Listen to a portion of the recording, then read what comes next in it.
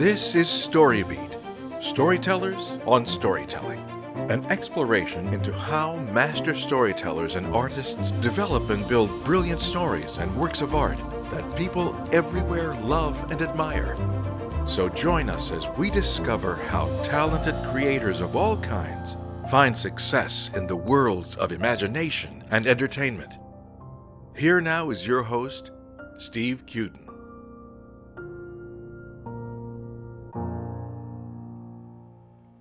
Thanks for joining us on StoryBeat. We're coming to you from the Center for Media Innovation on the campus of Point Park University in the heart of downtown Pittsburgh, Pennsylvania. If you like this podcast, please take a moment to give us a rating or review on whatever app or platform you're listening to. Your support helps us bring more great StoryBeat episodes to you. My guest today, David Richardson, was born and raised in Phoenix, Arizona. After studying at Phoenix College, working for UPS as a driver, and a little stint as a stand-up comic, something he hated, David headed to Los Angeles because he wanted to write for his hero, Johnny Carson. Johnny never hired him, but David managed to find his way into TV, writing for Hee Haw, Zoobilee Zoo, and the new Leave It to Beaver. David got his big network break writing for the critically acclaimed Grand for NBC. David's written for The Simpsons, The John Larroquette Show, winning a Humanitas prize, Malcolm in the Middle, Manhattan AZ, 2.5 Men, and is currently executive producing the Netflix hit F is for Family, starring Bill Burr. So for those reasons, and many more, I'm beyond honored and truly thrilled to welcome to StoryBeat today one of the funniest writers I know, David Richardson. David, welcome to the show. Thanks for having me, Steve. Oh, yeah. So where did all this begin? When did you start thinking to yourself, I could write comedy? Were you a little boy at the time? Yeah, I tell the story, and it's a true story. You know, I grew up in the days of getting spanked and stuff like that. Yeah. And my father was chasing me around the house. I must have been 6 or something. And I also watched a lot of TV, so I had a lot of quotes from TV and stuff. And just as he was lifting the belt to whack my butt, I said, I'm too young to die. And he fell down laughing. And I was just quoting something that I had heard on one of my mother's soap operas. Right. Or something. And it was at that moment that I discovered the power of humor. And then the next time he was chasing me around, I said, I'm too young to die. And he spanked me and said, you got to get new material. So all my life I've been looking for new material. Well, that's an auspicious start. So when you started watching Carson, because I'm fascinated, I was a big fan of Johnny Carson as well. I thought he was the king. He was called the king. What was it about him for you that made him a hero? He was funny. He made me laugh. You know, I really started watching him in 4th or 5th grade. Mm-hmm. I would get up, the whole house would be asleep, and I'd head back out to the living room because we only had one television in those days. Sure. Not one in every room. Nope. I think I have 7 now or something crazy like that. And I would literally lay inches away from the TV with the volume as low as possible, and I would watch his monologue and the bit that he would do after, whether it was Tea Time Movie or Karnak the Magnificent, yeah. And then maybe if he had a good stand-up guest, I would stay awake for that too, like Rodney or somebody. But it always made me feel smarter that I got the jokes. Our family was kind of a news buff family, and and Vietnam was going on, and Nixon, and all this crazy stuff. And it always made me feel smart that I got it, and I could see how Johnny could, control an audience. It was really, it's still one of my favorite things to do is to watch a stand-up comic take his audience on a ride. Mm-hmm. And I'm working with this guy, Bill Burr, now. If you haven't seen him in person, he pisses the audience off, but then he slowly brings them in and just sucker punches them. And it's really a thing of beauty. So that's a true skill set to be able to do that. He's unreal. He's unreal because I just saw him in New York a couple of weeks ago, and he was doing bits on abortion, and it was like, whoa, that's like the third rail, and but he got him laughing about it, at some of the hypocrisy of it, and well, George Carlin used to say you could make a joke out of anything if you could make it funny. Well, George Carlin was brilliant too. That's for sure. I met him back in the day. Oh yeah. Yeah. I was actually writing for Flip Wilson, who was trying to do some Showtime special, and we met at Carlin's house. Wow. And so, yeah, and I was really young. I was in my early 20s or something. Did you understand at that time how big it was for you to be sitting there with those guys? I was dumbfounded. It was so big. I was just in awe of these two guys. Sure. And Flip was a little out of it. That was during his rougher times. But I knew Carlin's brother, Patrick Carlin, too, a little bit. And was he a writer? that's when I first got into town. That was almost your introduction to everything. Yeah. I used to have this manager. His name was Jackie Kahane, and he handled a lot of joke writers. He was a former stand-up comic himself, and he warmed up the audience for Elvis for the last 7 years of Elvis's life. Oh, wow. And once he told me, I asked him what was the biggest crowd he played in front of, and he said 106,000 at the University of Michigan, something crazy. I said, well, that's got to be really difficult to try to get the attention of 106,000 people waiting for Elvis, And he said, kid, they just didn't come to see Elvis, And he was dead serious. But he was the one who introduced me to a lot of these guys. I wrote a lot of jokes for a lot of guys. So you've written for a lot of stand-ups then? Back in the day, I did, and they were all old timers because Jackie Kahane was an old timer. Mm-hmm. So I wrote for those Dean Martin roasts. I wrote some stuff, and some of that stuff was hilarious. Oh God, I still watch Rickles. Unbelievable. And Foster Brooks taking down Rickles is one of my favorite things. Nobody wrote for Rickles, right? Nobody wrote for Rickles. He just that did I it. know of. I've never met anyone. He claims that he never wrote a single word of an act. He just did it. Oh, is that right? Yeah, he claims I there was. did not know that. Yeah, he's on record saying nobody ever wrote for him. He didn't write any of his material. He just went out and did it. Oh, right. Yeah, I understand that. Yeah, he was awesome, and he was all attitude, and some of the jokes don't even make sense that he's doing, but he sells it with attitude. Yes, exactly. He sells it all with attitude. Were you as a boy? Were you a class clown? I was. I got in a lot of trouble, but I also used to write papers, straight papers, with humor. I remember I wrote one science project. We were studying venereal disease or something, and I wrote. VD and you, how much is that chancre in the window? and then I would get A's just for the titles, and then I'd put little jokes and stuff. And so by the time I was in high school,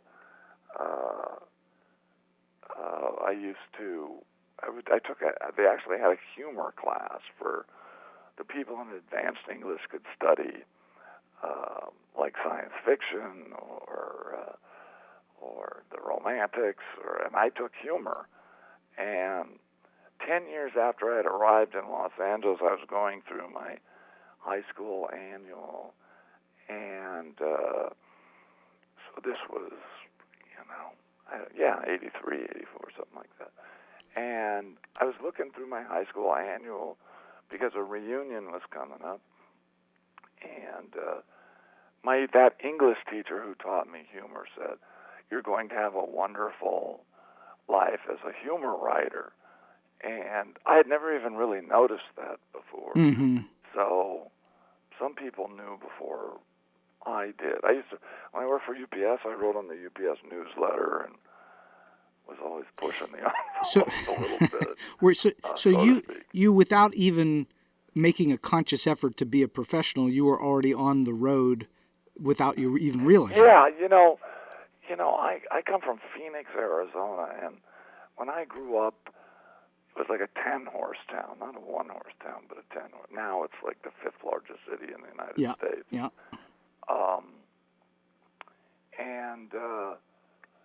I just didn't know about this stuff other than when I saw on TV. I didn't know anybody in the business. I didn't know anybody who had an uncle in the business or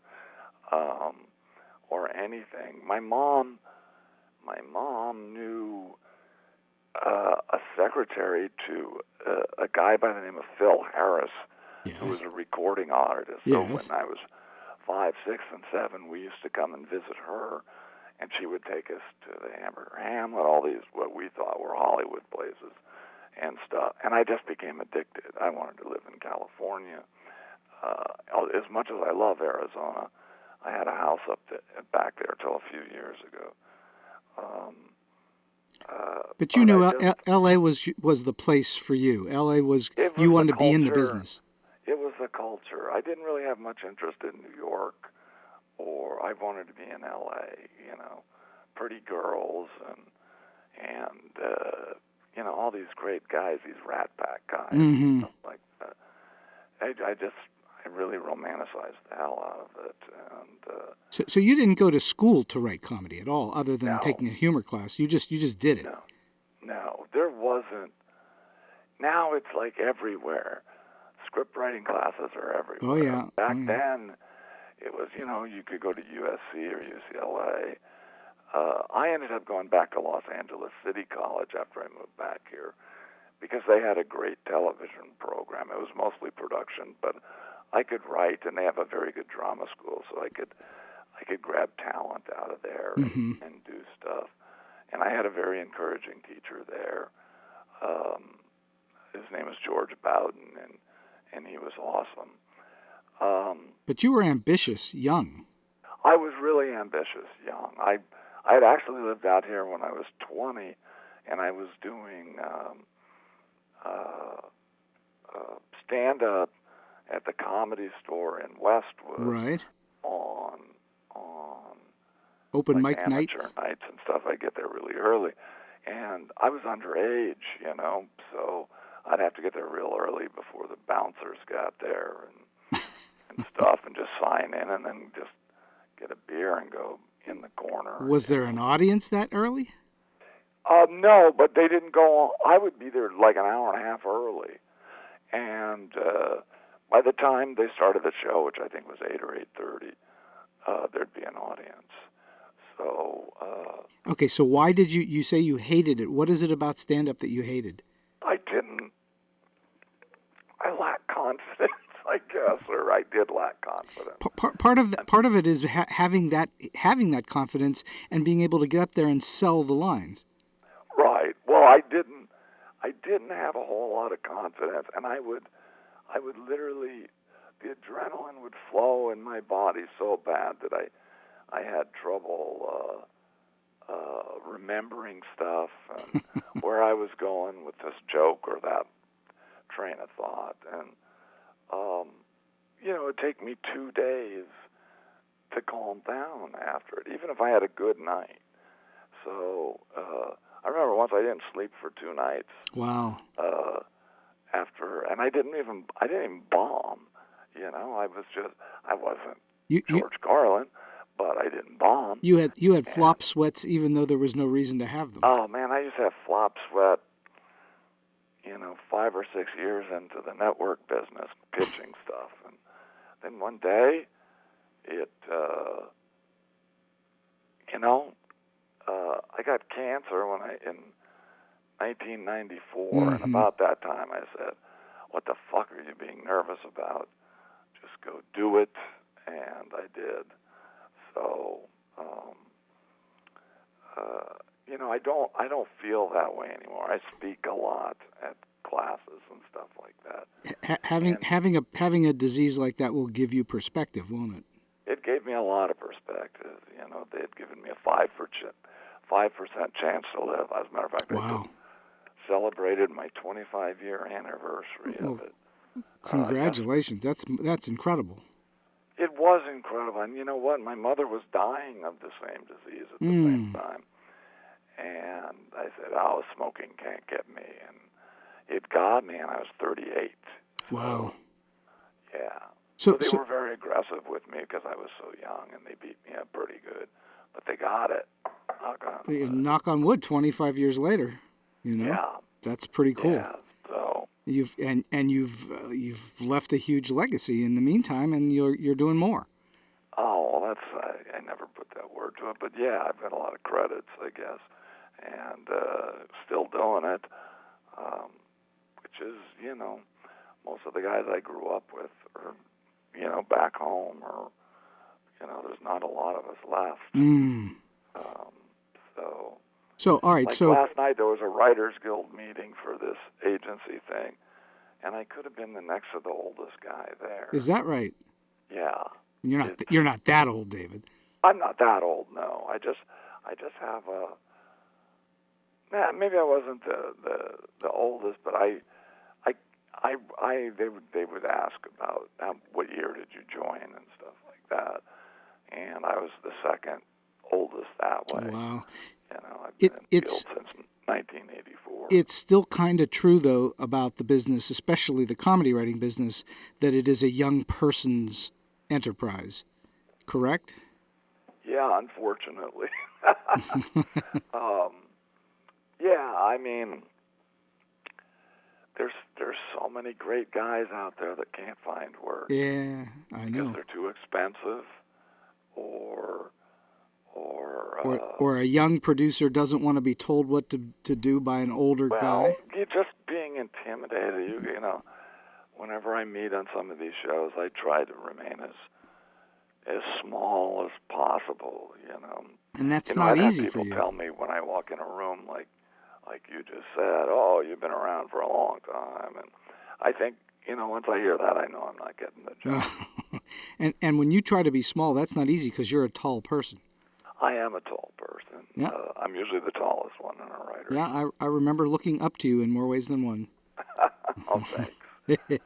So, all right. So, I'm curious. How did your first serious gig was writing jokes for Hee Haw? Yeah, this Jackie Kahane had a client, who shall remain nameless, who was also running a company and writing a company that did all these award shows, like Country Music Awards or the Oscars or the Emmys, and he was too busy. He had started on Hee Haw, and he was too busy, but he liked the reruns and money and stuff like that. So Jackie asked me if I would ghostwrite with the promise of a job, and I did. And so my first. So I would write a batch of, you know, farmers' daughters jokes or cornfield jokes or whatever, and you'd write 13 of them, 13 scenes at a time, and then they would ship it to Nashville, where they would shoot all 13, and then edit them all together, so it was 13 different episodes. And they had several writers doing this. And so I got paid not a lot of money. I think I got $2,000 for a total of like $1,000 each. Wow. Which, you know, I had a straight job at the time. I was raising a kid. And so that seemed like kind of a lot of money. And so when the second season rolled around, there's not money in the budget for you. And, well, I thought this guy was going to go to bat for me, and he's busy, and So they kind of screwed me over. So I did another year of it, and just because I was so hungry, and then he didn't give me a job again, and a real job. So I called the guild, and I said, I'm being considered for Hee Haw. Can you tell me what it pays? Well, the minimum was, and this is a guy who'd been on the show for like 18 years that I was writing his material, was like $75,000 for the year. And I got paid $2,000. So, because it would be 2 batches of 13. So I just said, I was really pissed, and that disillusioned me. And I can remember the good part about it, or the bad part, depending on how you look at it, is when I sent this material in and I would see it on TV, it was word for word for what I had written. So because they thought it was coming from this guy. And so I got confused into thinking I would never be rewritten, which of course is... Yeah, nobody ever rewrites anybody. Yeah. Yeah, that's all it is. It's all rewriting. It's all rewriting. But writing for that, even though you were getting screwed over, clearly, but doing that, you probably learned some really valuable lessons in terms of what to do to tell a joke. I learned a lot of valuable stuff. And I'm not suggesting that writers go out there and get underpaid so that they can get training, but if that does happen and you do get training out of it, there is some value to it. Yeah. Well, I can remember when I first arrived here, I was saying like 9 months after I was here. This was back in, I got here at the end of 80, and I would say by summertime I was going. Because I had already left once. In 77, I went back home. It scared me too much. Right. To be, walking without on a tightrope without a net financially. Sure. I come from poor people. Nobody helped me. And I can remember at 9 months I said, what did I do? Because I had this great job with United Parcel Service. I was headed into management, which is a real solid company with real solid benefits who take care of their own. And I said, I gave that all up, and now look at me. I'm loading vending machines to make a buck, and I was really worried. So I made a determination right then and there that I would take anything that was offered to me, anything, just to get mainly a few bucks, but also the experience. And I wrote for this Zoobilee Zoo as a kid show, where I gained a lot of confidence because they were doing pretty much word for word what I turned in, and it was a fun show. I had a kid at the time; he liked the show, so that made it better, and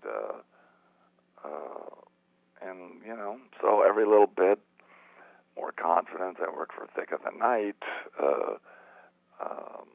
with Alan Thicke on his nightclub act. It was all shady with Jackie Kane. It was all... Alan Thicke tried to pay me in Canadian dollars. Oh, really? Yeah, he was a character. How did you get to Jackie Kane in the first place? How did that happen? A friend... I had actually gone to the Groundlings and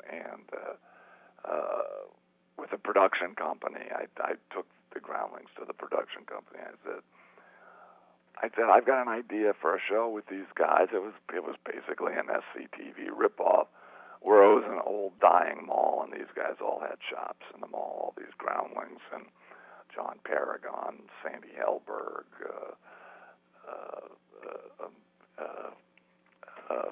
Phil. Phil Hartman? Phil Hartman. How can you forget Phil Hartman's name? The great Phil Hartman. Edie McClurg, all these great character actors. Mm-hmm. And so people were, even though I was just kind of the idea man and not the EP by any, but agents or managers started sending me material for their writers once it was announced in the trades or something. And so there was a manager there I liked, who I could talk to on the phone, who handled like just 2 or 3 people, and she was nuts, but I liked her. And she said, I'm too busy. She had like 2 or 3 clients. And she says, why don't you try this Jackie Kahane? So I sent a package of material to him, and he told me to come in, and that's what started it all. So, and then through Jackie, I met another writer who I just buried 3 weeks ago. Somebody not our mutual friend, someone else. No, it wasn't Steve. It was a guy by the name of Dennis Snee. I met in Jackie's office, and we became. I was dropping material off, and he was coming to get a check or something, and he was wearing a Steelers. Oh, you're a Steelers fan, probably. I am a Steelers. You betcha, I'm a Steelers fan. He was wearing a Steelers jacket, and I think I was wearing a Cowboys hat, not a Cowboy hat. And so I asked him. I said, "Hey, Dennis, do you know why the Steelers only have a logo on one side of their helmet?" And he said, "No." And I said, "So Terry Bradshaw knows which way to put on his helmet." And he came back at me with some, what do they call it, drug ring in Dallas, the huddle. And so that, we were friends for 35 years. That it started that day. And cut to years later, maybe 15 years later, I don't even remember what year it was. I met Whit Thomas under an overall deal. Just for the audience's sake, Whit Thomas was a production company that produced Soap and numerous shows that were huge hits, Benson and Golden so on. Girls, Empty Nest. Golden, exactly. The John Larroquette show. Yeah. I did like 2 or 3 tours of duty with those guys. They were great. Mm-hmm. So anyway, I was there under an overall deal, and they had a pilot with Terry Bradshaw attached. Yeah, and the guy who wrote it, the network didn't like his script, and so they asked me to take a pass at it, and so the network approved me, and so I took a pass at it, and while I was doing research, I just wanted, because it was basically about what Terry does, except it was a Monday Night Football booth and the traveling around and stuff like that. So I asked Dennis, and then, like I said, this was 15 years later, I asked Dennis, do you want to come and meet your childhood hero and stuff? And so I brought him down to the studio on a Sunday for Fox NFL News or whatever that show is they do. And I introduced him to Terry, and he was thrilled. And they actually do throw the football around in the studio right. in between takes. And so Terry, Dennis, and I were throwing the football around, and Dennis says to Terry Bradshaw, he said, to me in front of Terry Bradshaw, he said, "Hey, David, why don't you tell Terry why the Steelers only were there?" Oh, it was like one of the best burns I think I ever received. I got to go to the bathroom. Okay. So I got off on a tangent. But you also got to throw a football around with Terry Bradshaw. Yeah, and I can remember when he was constantly late for rehearsals and stuff like that. And I can remember once I was standing outside my office waiting for him to pull in so we could start rehearsing. And he got out of his car, and one of the, and he's like 40 yards away from me, and one of the grips threw a football at him, and he caught it. And then he threw it to me right out of the car, 40 yards. Oh, wow. Like right in my hands. Wow. Like I didn't have to move at all, He was an incredible guy, very funny man, just not an actor. Yeah, right. He just naturally funny, but not Just somebody who can do naturally funny, but not an actor. exactly. He is. So let's talk about sitcom work in general. Sure. You've certainly worked on some of the most beloved TV comedies of all time, but for those listeners who may not know what a sitcom is like or working on one, can you describe what a typical sitcom day is like, if there is such a thing? Well, it depends on the day.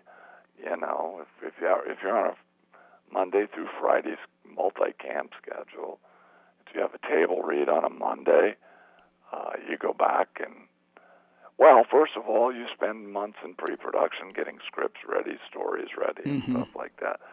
So if it's a 22-episode season, you probably come in with 6 or 7 scripts written, and then you kind of do scripts and stuff like that during hiatus weeks or downtime if you got a good script and you don't need to be rewriting. And you need to have that many scripts in advance to allow the production people to put sets and so on together, as well as to really judge whether or not the work is working. Yes. Right. You know, and there's showrunners who don't stay ahead, and are bad showrunners, and the show suffers for it because they're always doing last-second stuff. Right. You know, and then handing it to writers and directors who don't really understand all these new changes, you know. And sometimes you have to do it. You have to throw an entire script out after a table read and start from scratch. That's tough. And it depends on how much money the show has, you know. So when you're no big deal to build a new set overnight, you know, paying triple golden time or whatever it takes. Right. They don't care, you know, because the show is in such huge profits. So when you're sitting around the table in the writer's room, can you tell that a script is going to land in a table read, or can you not tell? Well, now I certainly can tell. In the beginning, not as much, you know. I had really good showrunners to follow, so, you know, I've only been on a couple that scripts got thrown out completely. Right. And sometimes unnecessarily, you know. My wife worked on Cosby, and he'd just throw stuff out, and they'd work all night, and you know, so there are those guys, you know. There are the showrunners who just don't want to go home. Life is better for them at the show. They don't have to go home and take out the trash and put the kids to bed. Of course, or deal with their spouse. Or deal with their spouse. And a lot of them have what they call show wives, which are women that are close to them. They don't have sex with them, but they make sure they eat and stuff like that. And I've seen a couple of co-executive producer, female co-executive producer, that's basically all they do. And I'm sure it happens the other way around too with female showrunners. Sounds like the mafia a little bit. Well, it's just you know, a lot of comedy writers are just sad and depressed. Yeah. And they don't. They you know, in so many cases they just don't want to go home. It's not like they're trying for a better product. They just don't want to go home. And this has given them their power in life. And your preference is to get in, do the work, and go home, yeah? Yeah, you know, I'm working on this show now, and I love it. I mean, I love it. I love being the number 2 and not having to deal with networks and stuff like that, just writing and punching. So what does being the number 2 mean? The number 2 means that you're usually the guy that, if there's a toss-up in the room, will have the final say. usually get, you get to plan the day and see what's going on. If you're the number 2 and your guy really trusts you, which I believe is the case on this. Watch, they won't renew me. But I'm just with him all the time, and he's really a great showrunner and multitasker. I just only have one task, and that's to get the script ready and edit the scripts. And do you run the table? Do you run the room? Sometimes I do. If they have to go do something else, I can run it. I've been EP on my own shows. Sure. So I've done everything on television shows. I've got, I think I've produced 400 shows of television. Is that all? Yeah, well. That's a lot of stuff. I don't know what the number is, but a lot. And, I'd like to think I know my business and my craft. All right. So what makes a good writer's room work well? What do you have any tricks or techniques when things aren't going so well? Or is it all about chemistry in the room? It really is about chemistry, and y'all. I don't mind because I'm somewhat of the squeaky wheel. I don't mind a squeaky wheel as long as he or she can make her point. But there are people who are just squeaky wheel. The room is filled with a lot of interesting characters. The squeaky wheel, who just wants to be heard and doesn't really have a backup plan, just wants to kill what's ever happening and whatever momentum you have. And those people are toxic. Like I said, I don't mind a squeaky wheel speaking up, but he or she better have a damn backup plan. Mm-hmm. You just can't shoot it down. Constantly shoot down stuff. You have the grammar guy or girl who all she does, she's usually he or she is usually the partner of the more talented of the two when on a team, and that person's job, they feel, is to point out commas and periods and stuff like that. Quite annoying. Well attached to the person who's actually the funny one. The funny one, and or the great at story one. And you have story people who are who can really lay the pipe down for you, for which you'd hang your little jokes and stuff on and make it entertaining. But they do that. They lay the track, as we say, and those people are incredibly important. But they may not be as joke savvy as someone else. But you need them to be able to tell the story. Right. Exactly. And especially if you break a story, to go out there and lay down the track, and then we go in and we say, this doesn't work, punch this up, punch that up, and you have a script then. And those people are incredibly important and very unsung in our business because everybody wants to be the funniest guy in the room or girl in the room. Well, a good comedy team always needs a great straight person. Yeah, it would seem that way. It's just I'd like to see them offer more than commas. So,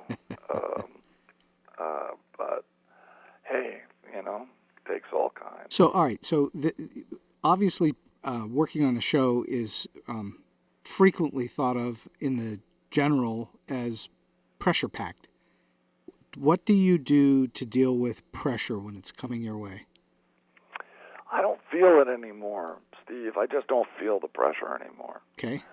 I'm so grateful to go to work every day and be funny, and listen to other funny people. Can you imagine that this was my life, that I spent my life trying to make people laugh, and in turn, people making me laugh? Mm-hmm. I don't feel the pressure anymore. I did it at one time when I was breaking in, and I wasn't sure it was going to happen. I felt pressure. But, in 35 years, I've only been not asked back once in my entire career. So that has to mean that you also are someone people want to be around. well, I don't know about that. A lot of people, I'm politically, I'm a moderate, and I think a lot of people think I'm a right-wing zealot, but I'm really not. I'm just so so middle of the road that it's positively boring. That you're to the right of left. Yes, exactly. Yeah. These tables, that's what you talk about the first half hour of the day. You talk about the day's events. And somebody puts something up on YouTube that's funny that they'd seen last night. And it's all foreplay to a day. You need that to get warmed up, don't you? Yeah, and to find your voice. Again, it's like whether you're sitting down writing by yourself, which is really hard to do, very, or you're at a table. It's all about having confidence and believing in what you're doing, and if you do it honestly, you can usually find a way that will resonate with people on some level. And like I was saying, Bill Burr is a fabulous example of that. Right. Do you wind up working with longtime experienced pros in the same room with rather new writers or even baby writers? And how does that work? What's disappearing is the middle of the room. Mm-hmm. That's what's disappearing, and it means a lot more work. But I and others have created a lot of great babies who have gone on to do big things and stuff, and so that's enjoyable, But what's gone out of a lot of these rooms are the guys I was talking about, the track layers and the middle, the producer, the supervising producer. They seem to be disappearing, and their wages are shrinking. Do you think that that's a monetary problem, or is it some other reason? Yeah, it's like between money being siphoned off for packaging, which I've been against for years and years, and which we're in a labor dispute with the agencies right now. So there's less money there. There's more shows, a lot more shows than when I first started. But all the, some Netflix sitcom is getting the same number as a network sitcom. Oh yeah, many views for sure. And stuff like that. Mm-hmm. So it's all kind of I don't know what the right word for it is, but it's all kind of diluted, and there's not as many concentrations of great people on a show as there used to be. Do you think that the proliferation of shows in general has diluted it, where there are more writers needed, but the truly great writers are less and less found? Yes, absolutely, yes. And absolutely. Yeah, and certainly... Like I say, sometimes you'll find what we call baby writers or staff writers, who he or she will just nail it, and they're just in, and there's kind of a wisdom and confidence again to what they're doing, and that's a joy to see, because it reminds you of when you came in and you were hoping somebody would take notice of you. Sure, of course. Well, when you were coming up in the business, which was not too different from when I was coming up in the business time-wise, it was very much it was a little harder to get work, perhaps, because there was less of it. But the concentration and the people that were in the rooms were a whole different breed. Yeah, my first real sitcom where I sat in a room all the time was the new Leave It to Beaver, and Brian Levant ran that show. Sure. And I was brought in as a paper partner. I'd have never even met my partner. Really? So they could get two of us for the price of one. Well, yeah, that's what they did with the partners. So they put you together, yeah? Right. Were Sestarsik and Silverman on that? I don't know if they did that show. I know that they worked with we Brian all Levant. did the Flintstones together, Yeah. and they're really theirs was a partnership. I hired him on Manhattan AZ. They were my number twos. I know you hired me too for one episode. Yeah, there you go. They're big supporters of yours, and they were ones who, Steve was crazy, but crazy funny. Crazy and funny. Silverman is just calmly funny, and so there were no commas guys on that team. No, They were both. They came up with so many of the story ideas for Manhattan AZ. I couldn't be more grateful. Steve Sestarsik, our mutual friend who unfortunately passed away last year, was, for me, because I knew him from all the way back from USC. We went to school together. And for me, I don't know anyone ever in my life who had a more twisted and brilliant sense of humor than him. He was awesome. And one of a kind. He was awesome. He was crazy funny. My wife also knows him from, I think it was Tom or something. Yes, like that. Tom, sure. Tom Arnold. Yeah. And we loved Steve. And, I kind of lost physical touch with him when he moved, after his parents died, and he moved down to Orange County. But we were fast Facebook friends, and we kind of, politically, we were kind of the same. Yes. Although he would go a little extreme to the right at times. Yes. Like there's no way I could support Trump. There's just no way. Well. But I also couldn't have supported Hillary. So luckily I lived in a state where my vote doesn't really matter because it's always Democratic big time. That's true. So I just wrote in a candidate, and my conscience was clear.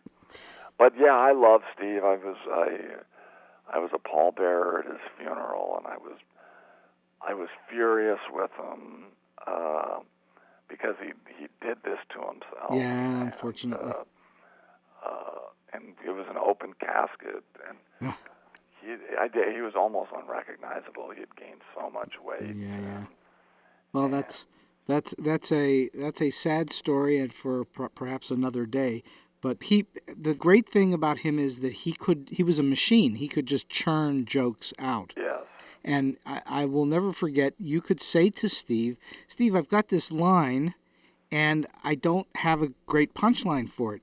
And he'd go off, and about 20 minutes later, there'd be 30 lines he would have churned out. Yeah, that's sitcom writing, We do. You find those guys, and if you come to a place where you're in the right area, but you can't close it or you can't figure it out, but you're in the right area, you send your best guy and maybe another person to bounce ideas off of into a separate room and say, come back in 20 minutes. And Steve was that guy. Yeah, he was that guy, and he was like, he just churn them out. And, 90% of them would not be usable, but there'd be 1 or 2 or 3 gems in there, and you'd have something. 90% of everything is not usable. That's true, isn't it? Yeah, it is. It's like if you sell 1 out of 10 ideas you pitch to a showrunner, that's successful. You got one. That's very good. So, okay, the old line is that dying is easy, but comedy is hard. What is it about? Can you define what makes comedy so challenging to do well? Well, I find it really hard to do now because of the political correctness. So that's like taking 70% of my material off the table, it seems. Because you can't say nasty things about people. You can't, and you can't. The great thing about this show I'm working on, one of the reasons is because it's so freeing, is because the show takes place in the 70s where people were saying racist stuff and homophobic stuff. And so we can explore the humanity and ignorance of these comments, with the benefit of history looking back. and it becomes very funny. Some of these generalizations and stuff that we do, because that's the way it used to be. Our show takes place in 1974, and that's the way people used to talk and stuff like that. But it's like, I don't get half the stuff that's on now. I don't know. I don't even know how it qualifies as comedy. Mm-hmm. But well, sometimes you see at the Emmys or the Golden Globes, you see shows that are in the comedy category, and you go, that's not a comedy, it's a drama. Right. My favorite was, a few years back, the Golden Globes, which is basically you pay for that award, was there was a movie called The Martian that Yes. was in the comedy category. Yes, made no sense at all. It made what? This makes so like I say, everything gets diluted. The Academy Awards are diluted, and I just read that, is it the Emmys or something like that, is not going to have a host this year, and it's because they're so afraid of what the host will say. Of course. And it's like, that's insane. But that also opens them up to the possibility that other people will say insane things. So right, it's like, I remember when Ricky Gervais hosted the Golden Globe. Yeah. And I didn't really much care for what he had to say about things, and I thought he was like drunk, but it's like, he got to say it, and he killed with it. Yeah. People love that stuff, just because I didn't want. And it's like, but now it's like you almost already have to have a reputation of being an outlier to say that. I don't think there's many people coming up there. No, and it's getting harder and harder to get to be an outlier. Yes, it is. It's like, Bill Burr can do it. There's a few guys who can do it. Well, it's now more of a specific thing than ever before. We were talking about Rickles before, and that was his specific thing. I think Rickles would have a hard time today if he were just starting out. Oh, there's no way in hell he could do it. Yeah. Johnny Carson couldn't do what he did. It's like I remember it was 2 or 3 years ago, and believe me, I hate Trump, but the way they came after Jimmy Fallon for tousling the jerk's hair was like, what? Stop it already. Yeah. It's like the political correctness. It's run amok, and people, it used to be an insult to call someone politically correct. Now people are starting to wear it like a badge. Yeah, exactly. And, there's people still out there like Bill Maher who does what he does, which is a very specific thing. Right, and he's very successful. Very successful at it. I'm curious, you've obviously over time you've probably read lots of scripts by novice writers who are trying to break in. Yeah. What are some of the common mistakes that novice writers make that they should not do? Well, first of all, get a copy of the script for the show you're writing, or if you're writing a pilot, find a pilot pilot script you like, and look at the format of it. And when you're done with it, have somebody proof it for you, because there's no bigger sign of an amateur than a dirty script. Yeah. But I would say, especially nowadays, write what you know, and so if you've got an idea where you want to be able to show your point of view, a pilot that you can wrap your point of view around, then that's what you should write, because that's what you know best, especially right now, and it used to be that producers wouldn't even read pilots. When I first started out, they weren't interested in pilots. No. They wanted to see, an existing show. The show that broke me open was A Married with Children that I had written. I had written a Barney Miller that was well received, but I never even thought about writing a pilot until I sold the pilot. You know? No, it used to be you were obliged to write a spec of an existing show. Yeah, because that's what you're being hired to come in On an existing show. on a specific show. And anyway, I just don't understand the practice. Although I did hire a couple of baby writers on Manhattan AZ, as we had talked about, who wrote a fabulous pilot, so I could be wrong. I do read them, but it's rare that I understand half of them, Mm-hmm. you know. It's a tough thing to write a pilot, especially a spec pilot. It's really a tough thing not to write it, but to get it read. I imagine it's helpful to write a pilot that has a specific voice on it, like a comedian that people know. Right. As right. opposed well, to you're unknown. lucky if you're working with a comedian, you know, and that is known. You know, even if they're just known within the industry. Right. And then come up with a compelling story. The story is, you know, we've talked a lot about jokes and stuff like that, but the story is the most important thing. And through a great story, you can reveal character, and through character, that's where you find your humor, because you've established attitudes or whatever. So yeah, the story is really important, you know, which is why I always say write what you know, because it's more personal. I mean, the show that I won my award for, the Humanitas, was right after I got out of the hospital with cancer, and I wrote it about one of the characters being afraid of cancer, because she's in that, they took the biopsy, and she's in that window where she's waiting, which is terrifying. And so I knew that, what that felt like, what that looked like, from my own personal experience. Everybody's experience is different, of course, but yeah, it was terrifying. So and I was. It you know, that's you got to something that was deeply in your heart, and that's what touches people. Yes.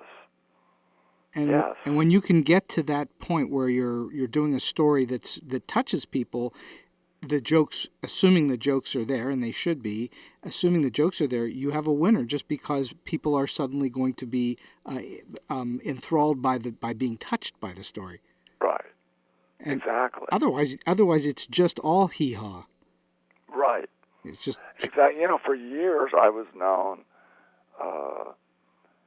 as one agent told me, "You're the guy with the ticker." And what do you mean? You write with heart. You're hysterical, and you write with heart. And so I was kind of known as that guy for a while. I don't think anybody on the staff of this new show would call me that guy. But, you've lost your heart, David? Is that right? No, I'm just joking. No, F is for Family has a lot of heart. Yeah, of course it does. That's why critics love it. So and I'm just, you know, a small cog in that whole operation. Well, but you're not that small, but more importantly, you're an important cog in that whole operation. Right. So, but that show is you know, the brainchild of Bill Burr and Mike Price, who's been on The Simpsons for 20 years. Well, again, you had Bill Burr's voice, and that helps. Yes. It and does. Mike Price is an excellent writer. Sure. And there's a lot of humor that comes out of. Mike grew up in New Jersey and had a similar father, not the same father as Bill had, but similar enough. And he's a great showrunner. He's a great showrunner and writer and producer. And these guys are hard to find. You know, Chuck Lorre, you know, a little on the mean side, but what a great showrunner. Don Rio's probably the best showrunner I've ever worked with. Right. He did Larroquette and other things I've worked with him on. Did he do news radio? Was that him? Who's that? Did he do news radio, Don Rio? No, Don. Don started writing on Laugh-In. Oh, Laugh-In. He actually started. He was Slappy White's white straight man. Oh, wow. Yeah, he started submitting jokes to Slappy, and Slappy said, "Come on the road with me." And the next thing you know, he's 19 years old, being the straight man in an orange tuxedo on the stage at the Apollo Theater. So he's done MASH, still working. He just finished this Ashton Kutcher thing on Netflix. I forget the name of it. Yeah, I think I saw something on that too. Yeah. Do you have any advice for writers coming in to pitch? What should writers do in a pitch, and what should they avoid? It's funny. You want to be aggressive, but not too aggressive. Pitching is different when now they want more information than they used to pitch in and say, these are the characters and here's the pilot story. Now they want a lot more. Sometimes they even want it in writing, which is kind of vulgar in its own way. But like I said, because I think there's an analogy here somewhere. When I was a little bit into it, I said, what have I done? What have I done? What have I done? And when I made up my mind to just go for it, that kind of changed everything, not to be timid. So you were being less self-reflective. I would say don't be timid. Don't be an asshole. Know your stuff. Know the story you want to tell. Make your pitch entertaining. Mm-hmm. Because who doesn't like to laugh? Although I know some network executives who refuse to laugh. But, I remember once I was pitching to a network, it was like pitching to Mount Rushmore. Did you ever see the show Episodes? I did. I liked it very much. So there was the head of comedy who just had no sense of humor at all. Right. That's oftentimes the case. Not so much anymore, but and I haven't really run into that problem a lot. I can usually lighten the room, mm-hmm. but it took me a long time to develop that skill. So there are natural pitchers, and there are people that learn to be good pitchers.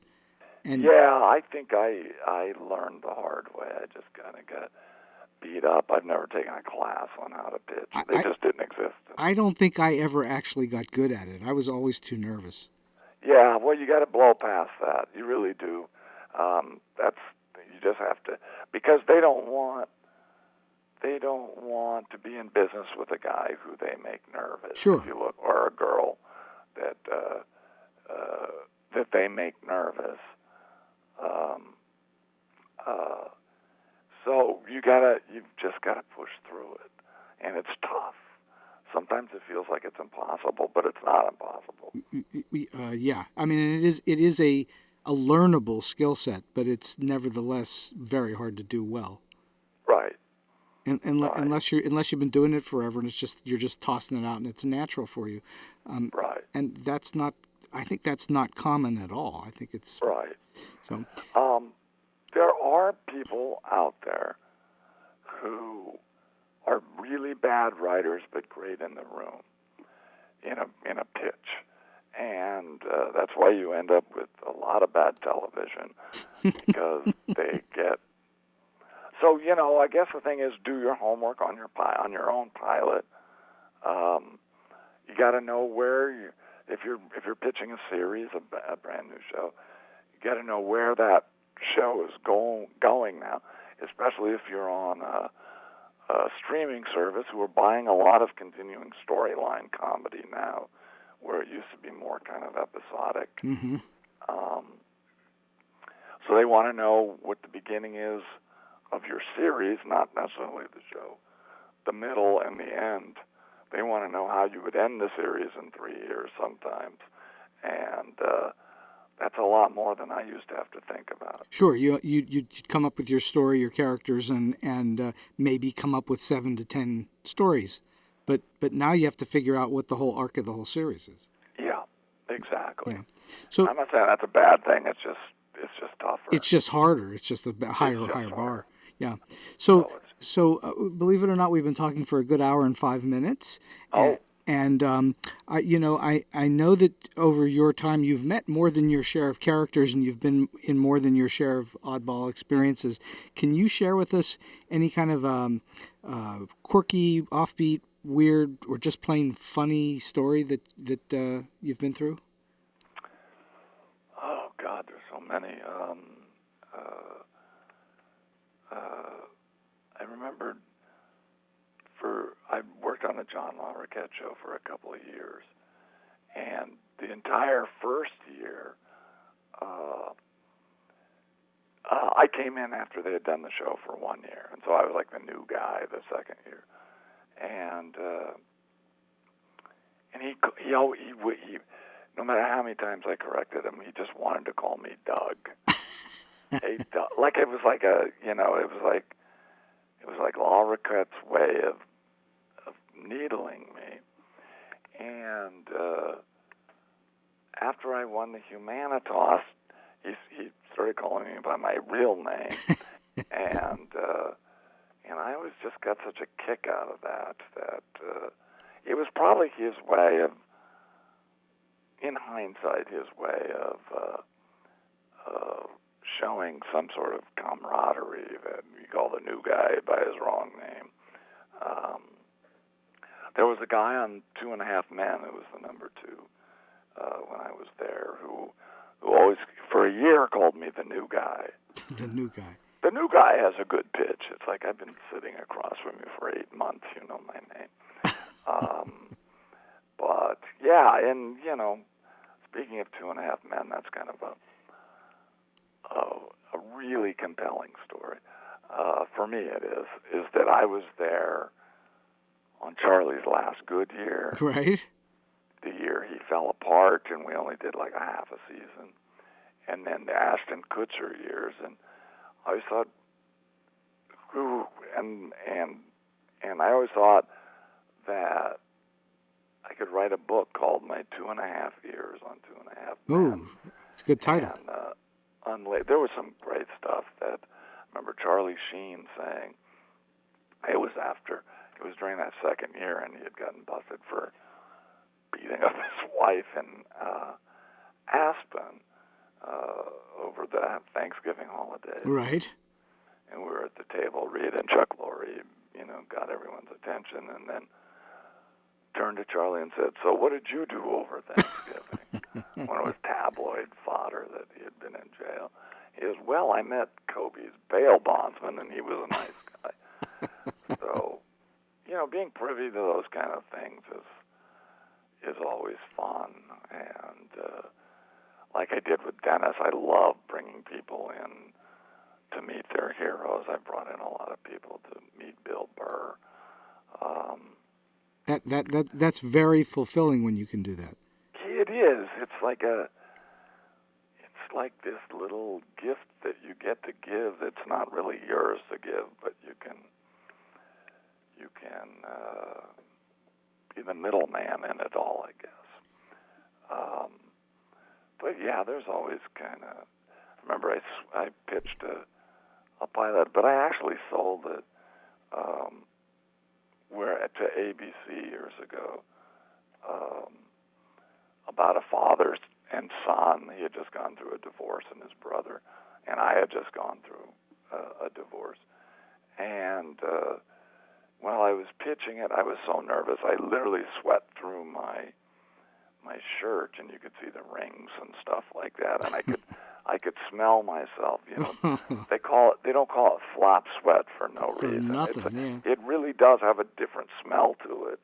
It's the smell of fear, and but I sold it. I just kept plowing ahead. So all right. Yeah. Last question of the day. Do you have a solid piece of advice or a tip for those who are just starting out? I know we've already talked a little bit about some of this stuff, but do you have a piece for someone starting out, or someone who perhaps is in the industry a little bit, but trying to get to that next level? Keep writing. obviously. Yeah. Don't ever give up, because if you do, you lose. You have to be able to read people well, network as much as you can. If you find, like, I network with a lot of kids in classes I'm asked to speak at and stuff like that. Right. And why? Because they come up to me and say, I want to network with you, basically. But you're open to that, yes? Yeah, I'm open to that. As long as I'm not advertising it, but I am open to that. Mm-hmm. And you can tell by the questions that they ask during a class or something, usually, of whether or not they're on the ball, whether or not they get it. But mainly just to keep writing and networking, and if you're a comedy writer, keep your sense of humor. Oh, that's helpful. Right. You got to. I mean, even like I say, I hated performing, and I just had to overcome that. Even in a small space, I had to overcome that. So I think that you've just given us a long and great series of pieces of advice all through the whole interview, and this has just been a great joy for me to have you on the show, because we hadn't talked for some time. And yeah, it's been a lot of fun, Steve. I really, really enjoyed having you on, and I'm so grateful that you were able to spend a little time with me here today on StoryBeat. Well, thank you for having me. It's been a pleasure. And so we've come to the end of today's StoryBeat. If you like this podcast, please take a moment to give us a comment, rating, or review on whatever app or platform you're listening to. Your support helps us bring more great episodes to you. This podcast would not have been possible without the generous support of the Center for Media Innovation on the campus of Point Park University. Until next time, I'm Steve Cuden, and may all your stories be unforgettable.